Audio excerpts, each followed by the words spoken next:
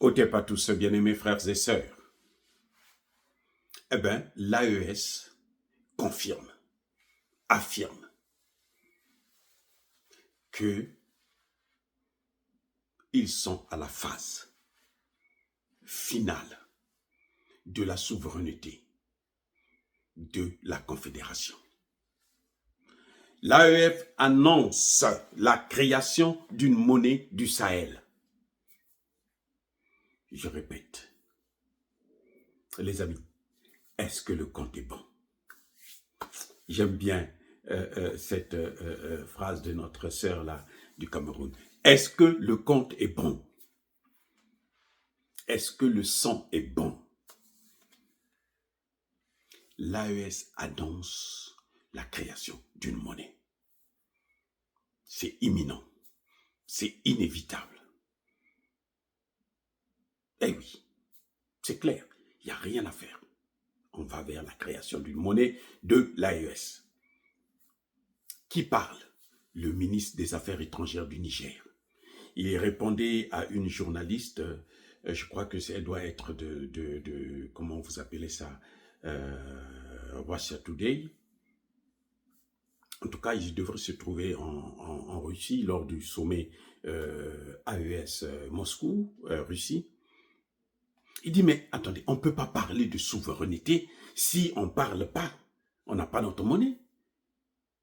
Nous voulons la souveraineté et nous utilisons la monnaie qui est fabriquée en France. Vous croyez que c'est possible? Ça n'a aucun sens. C'est ça ce qu'il a dit en substance. Ça n'a aucun sens, ça ne s'explique pas, ça ne s'excuse pas. Ce n'est pas possible de parler de souveraineté lorsque vous ne maîtrisez pas votre monnaie, lorsque vous n'avez pas le contrôle de votre monnaie, lorsque vous n'avez pas la planche à billets, lorsque votre monnaie est fabriquée en France. La même France qui vous massacre, la même France qui vous a pillé et qui continue à vous piller depuis plusieurs années. Le ministre des Affaires étrangères du Niger a été clair là-dessus. Il a abordé la question de l'entrée des autres États dans l'AES. Il dit, ça, c'est pas un problème parce qu'il s'agit des pays africains. Tous les pays africains ont le droit de rentrer dans l'AES. Mais il y a des régimes qui n'ont pas le droit de rentrer dans l'AES. Il fait la différence, il fait la distinction entre l'AES et, plutôt entre les États et les régimes des États. Il y a certains régimes qui ne peuvent pas entrer dans l'AES. Pourquoi? Et il explique, c'est clair. Je soutiens à 200% cette thèse. Il précise que, mais il y a des États, mais nous avons dit ça, je vous avais dit ça depuis très longtemps, qu'il y a des États qui vont rentrer. Je peux citer par exemple le cas du Togo, qui veut adhérer à l'AES, mais vous croyez que c'est avec Eyadema, c'est pour ça? Eyadema veut rester au pouvoir toute sa vie. Et pour qu'il reste au pouvoir, là, il faut que les Occidentaux l'acceptent. Mais les Occidentaux doivent lui demander aussi une contrepartie. Je non, rentre dans l'AES, et quand tu rentres dans l'AES, là, tu vas travailler pour nous, pour détruire cette AES de l'intérieur. C'est pour ça qu'on a mis des conditionnalités. Oh non, non, non, non, non. Écoutez, il faut écouter le ministre des Affaires étrangères du Niger pour mieux comprendre ce qu'il a dit.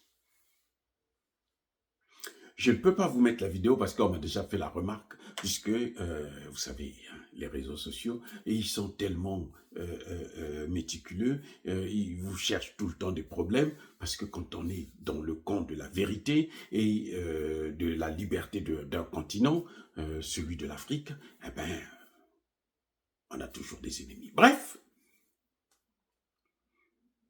il est clair que, mais c'est une thèse que nous avons toujours soutenue, on ne peut pas parler de souveraineté si on n'a pas de monnaie. Si la monnaie est tenue, la planche à billets est dans les mains de ceux-là même qui vous empêchent d'avoir votre souveraineté. Mais comment ils peuvent vous laisser avoir la souveraineté avec leur monnaie? La souveraineté. Le président Tiani l'avait déjà dit depuis très longtemps.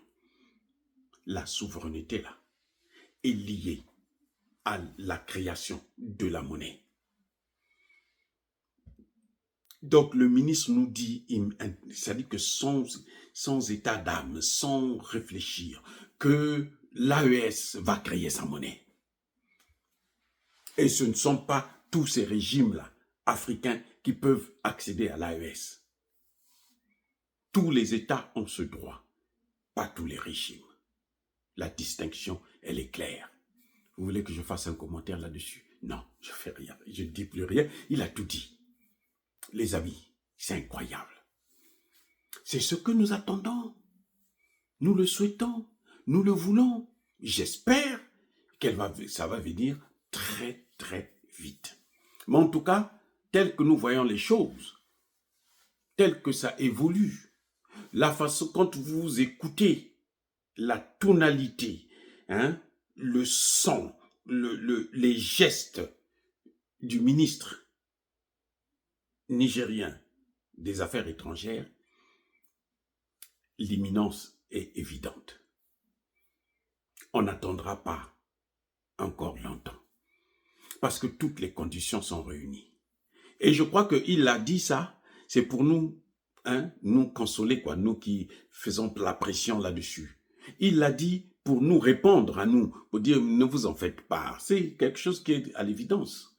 Il l'a dit pour nous faire savoir, nous mettre la puce à l'oreille, que ça vient. Ne soyez pas surpris, bientôt. C'est-à-dire que sa façon de parler, les gestes, la tonalité de sa voix montrent que c'est pour bientôt, et très bientôt même. Les amis, nous saluons le travail que les autorités de l'AES sont en train de mener, un travail excellent et formidable, et nous félicitons cet engagement de sortie du franc CFA.